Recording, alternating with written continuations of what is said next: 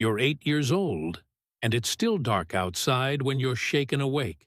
You eat, if there's something to eat, and then you walk to a hole in the ground that goes down further than any building you've ever seen. Someone hands you a candle, not to keep, just to use. You climb into a cage, or crawl into a low tunnel, and within minutes, the daylight is gone completely. You'll spend the next 12 hours down there. Your job, at 8 years old, is to sit alone in the dark, next to a wooden door, and open it every time you hear coal wagons coming, then close it again, alone, in the dark, for 12 hours. This wasn't rare, this was normal, for tens of thousands of British children, and it was completely legal, until the public found out exactly what was happening underground. Start with the job itself, because minor undersells what these children actually did.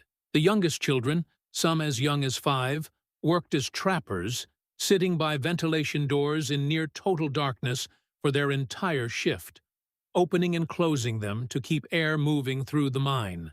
Slightly older children worked as hurriers or putters, dragging heavy tubs of coal through tunnels, sometimes barely 2 or 3 feet high, on their hands and knees, often attached to the tub by a belt and chain fastened around their waist.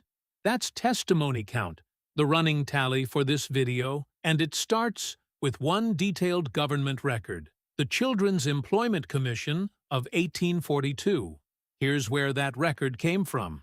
In 1840, the British government appointed a royal commission to investigate conditions for children working in mines, led by the politician and social reformer Lord Ashley, later known as the Earl of Shaftesbury. Commissioners traveled to coalfields across Britain and interviewed children directly, recording their answers essentially word for word. The final report, published in May 1842, ran to hundreds of pages and included illustrations of the tunnels and equipment children were using every day. Testimony count moves forward here because this wasn't second-hand description. This was children speaking directly to government investigators, on the record. Here's where it gets stranger, because some of that direct testimony survives by name. One of the most cited witnesses from the 1842 commission was an 8-year-old trapper named Sarah Gooder, who worked at a coal pit in Yorkshire. In her recorded testimony, she described sitting alone in the dark for her entire shift, afraid, without even the candle that miners further in the tunnels were sometimes allowed to keep lit. She wasn't an isolated case the commissioners happened to find. She was one of hundreds of children whose direct statements were logged in the same report, describing near-identical conditions across different coal fields. This is the single biggest "wait, really" moment in the video. Some of the illustrations included in the 1842 report show children literally on all fours, harnessed to coal tubs by a chain running between their legs, hauling loads through tunnels too low to stand up in, because it was cheaper to send small children through narrow seams than to cut wider tunnels for adult workers.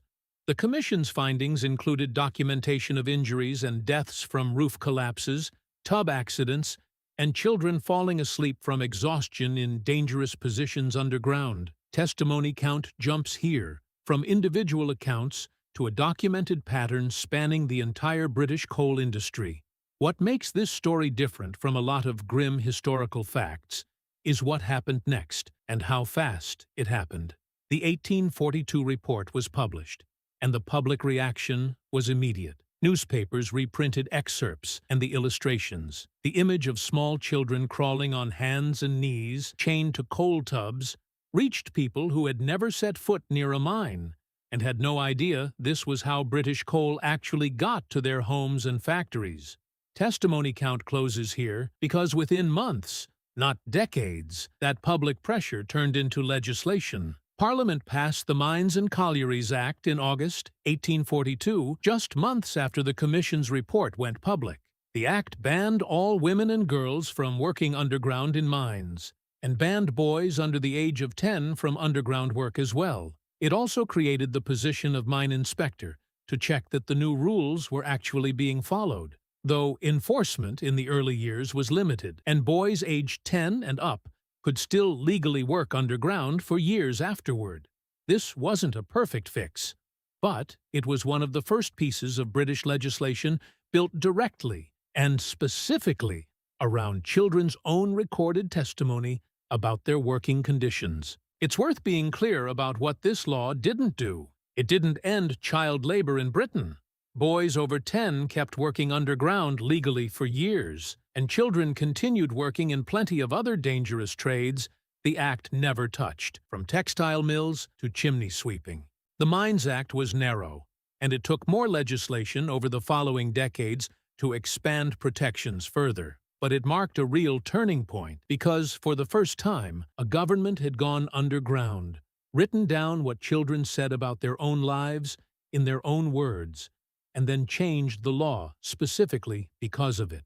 So think about that 8-year-old again, sitting by the door, candle or no candle, listening for wagons in the dark. Sarah Gooder's name survives today because a government commissioner sat down across from her and actually wrote down what she said. Her testimony, and hundreds like it, is a large part of why that job doesn't exist anymore in Britain. Why an 8-year-old sitting alone underground for 12 hours became something the law stepped in to stop. She never knew her words would do that. She was just answering a question, honestly, about what her day was actually like. That's the story worth telling someone else.